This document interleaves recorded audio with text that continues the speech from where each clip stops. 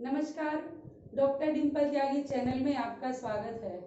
आज हम इस वीडियो में बेटा जी आपको बहुत ही अहम जानकारी देने वाले हैं, क्योंकि जैसे आपको मालूम है कि नहीं ये मुझे नहीं पता कि आपका जो एग्जाम है, एग्जाम में आने वाला सिलेबस है, वो दोनों ही आपके बदल गए हैं प्रारूप। ये कक्षा 11वीं का मैं आपको इस वीडियो में बताने वाली हूँ। हिंदी का सिलेबस में आपके बहुत सारे जो पार्ट हैं, गद्य के भी काव्य के भी हटा दिए गए हैं, और परीक्षा का जो पैटर्न आपका होता था उसमें बहुत सारे चेंज किए गए हैं। ठीक है, तो मार्क्स के अकॉर्डिंग भी और उनको क्या करने का तरीका है ये भी मैं आपको इस वीडियो में पूरा बताऊंगी। तो यदि आपने मेरे चैनल को सब्सक्राइब नहीं किया है तो सबसे पहले वो करें, और फिर दूसरा कि आप ज्यादा से ज्यादा इस वीडियो को शेयर भी करें ताकि सारे बच्चों को ये जानकारी मिल सके। ठीक है बेटा, तो शुरू करते हैं। कक्षा 11वीं का हिंदी का जो हमारा पेपर होता है, सबसे पहले मैं आपको ये बताती हूँ। ठीक है, तो हमने इसमें यहाँ पर खंड और विषय और अंक तीनों चीजों को मैं आपको इसमें बताती हुई चलूंगी। तो सबसे पहले खंड क में अपठित अंश आता है। ठीक है बेटा, जो आपका 15 नंबर का है, यानी इसमें आपसे बहुविकल्पीय प्रश्न पूछे जाएंगे, जिसमें गद्यांश से 10 नंबर के और काव्य से 5 नंबर के। समझ में आ गई? पहले ये प्रश्न बहुविकल्पीय नहीं हुआ करते थे। ठीक है, ऑप्शन वाले क्वेश्चन आप इसमें डाल दिए गए हैं, तो इसमें गद्य में से आपसे 10 नंबर और काव्य में आपसे 5 नंबर, यानी अपठित अंश में 15 नंबर में आपसे बहुविकल्पीय प्रश्न पूछे जाएंगे। ये बात समझ गए? ठीक है, अब नेक्स्ट में आते हैं खंड ख। इसमें कार्यालयी हिंदी और रचनात्मक लेखन, जो टोटल मार्क्स 25 का बनता है, 25 नंबर का ये खंड ख आपका आता है, जिसमें 25 नंबर को कैसे डिवाइड किया इन्होंने कि रचनात्मक लेखन 5 नंबर, यानी पहले क्या आया करता था आपका अनुच्छेद लेखन आता था, अभी अनुच्छेद लेखन बदल गया है और अब उसकी जगह पर रचनात्मक लेखन कर दिया है, जो 5 नंबर का आपसे पूछा जाएगा। पत्र 5 नंबर। ठीक है बेटा, पत्र पहले भी 5 का ही था, अभी भी 5 का ही है, तो पत्र लेखन 5 नंबर, रचनात्मक लेखन 5 नंबर। ठीक है, अब व्यवहारिक लेखन, जिसमें प्रतिवेदन, प्रेस विज्ञप्ति, परिपत्र, कार्यसूची से संबंधित 2 प्रश्न पूछे जाएंगे। समझ में आ गया बेटा? कितने प्रश्न पूछे जाएंगे? 2, जिसमें एक तो होगा 3 नंबर का और एक होगा 2 नंबर का। ये बात समझ में आ रही है? क्योंकि इस वाले जो भाग है उसको भी 5 नंबर का रखा है, लेकिन 2 प्रश्नों में बांट दिया है। अब 2 प्रश्न में एक आपसे 3 नंबर का पूछा जाएगा, दूसरा 2 अंक का पूछा जाएगा, यानी टोटल कितना बना इसका 5 नंबर। ठीक है बेटा, अब शब्द कोश से संबंधित आपसे बहुविकल्पीय प्रश्न पूछे जाएंगे 5। ठीक है, जो 5 अंक के ही होंगे, यानी बहुविकल्पीय प्रश्न वही ऑप्शन वाले आ गए, यानी 5 क्वेश्चन आपसे पूछे जाएंगे जो 5 नंबर के आएंगे।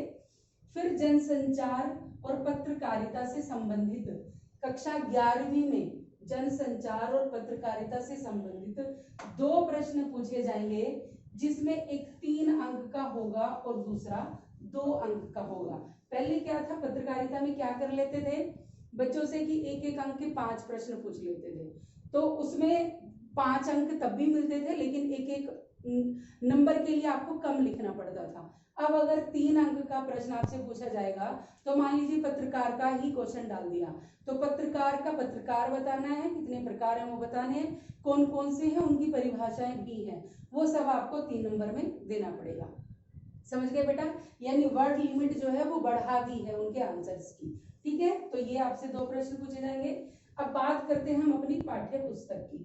ठीक है, पाठ्य पुस्तक आपकी 2 हैं, एक वितान है और एक आरोह है।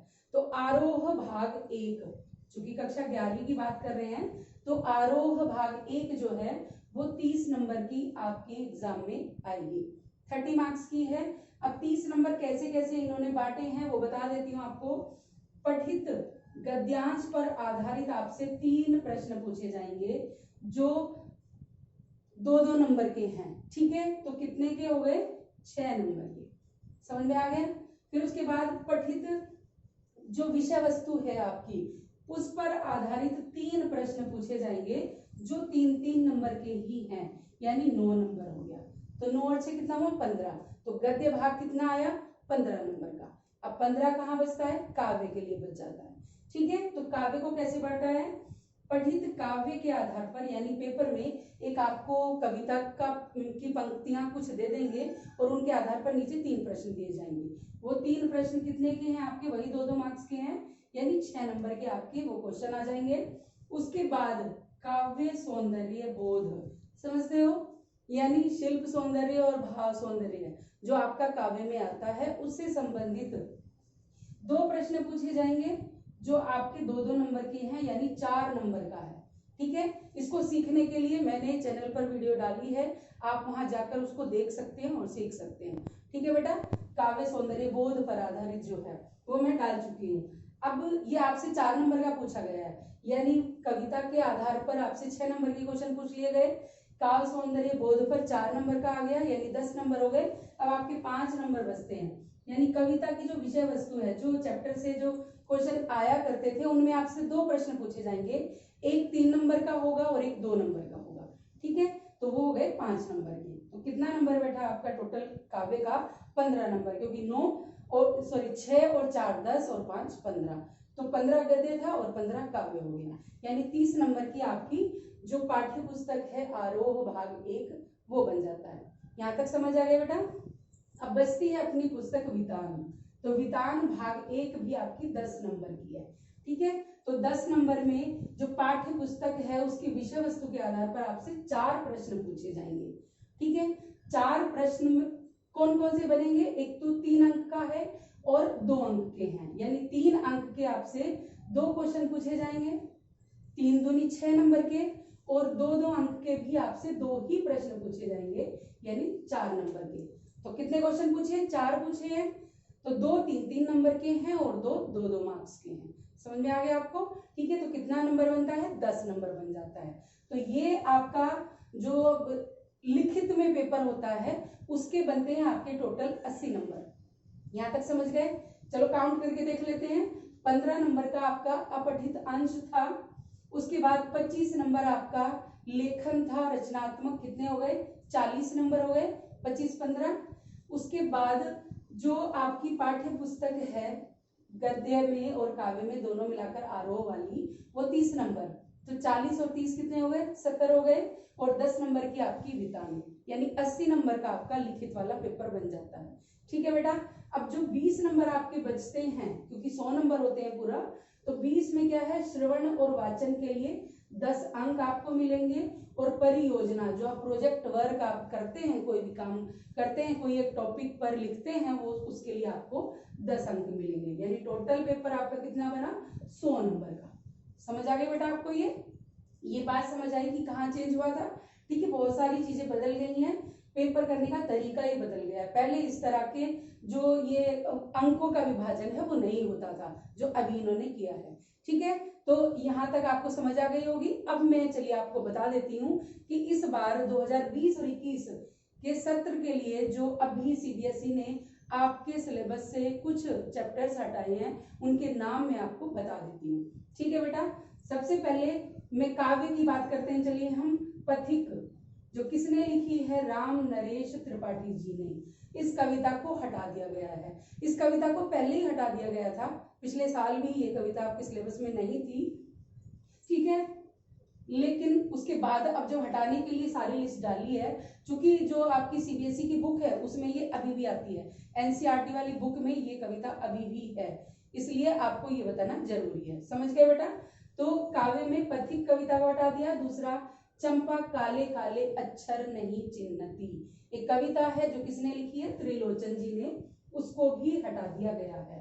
फिर उसके आगे चलते हैं, हे भूख मत मचल, एक कविता है, उसके 2 भाग हैं।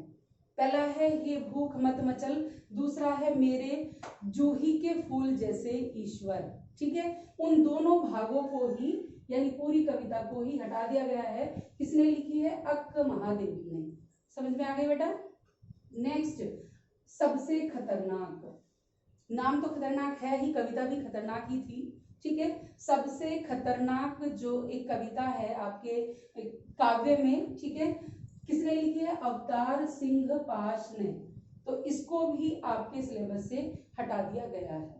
तो ये जो पाठ थे, ये जो कविताएं थी 4, ये तो काव्य में है। अभी चैप्टर की बात कर लेते हैं, ठीक है। तो गद्य में अपू के साथ 2.5 साल किसने लिखा है? सत्यजीत रॉय ने। ये पिछले साल से ही हटा रखा है, लेकिन फिर भी वही पहले वाली बात, चूंकि बुक में है इसलिए मैं आपको ये बता देती हूँ। तो अपू के साथ 2.5 साल को हटा दिया गया है। दूसरा, आत्मा का ताप किसने लिखा है? सैयद हैदर रजा, इनको भी हटा दिया गया है।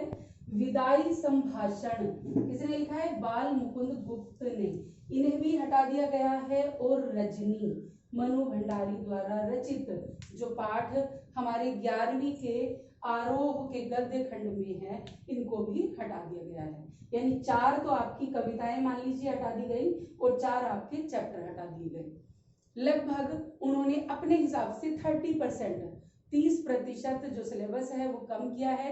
ये बच्चों के लिए बड़ा अच्छा मौका है, जो बचा हुआ सिलेबस है उसकी अच्छी तैयारी करके, अच्छे से मेहनत करके वो बहुत अच्छे अंक ले सकते हैं।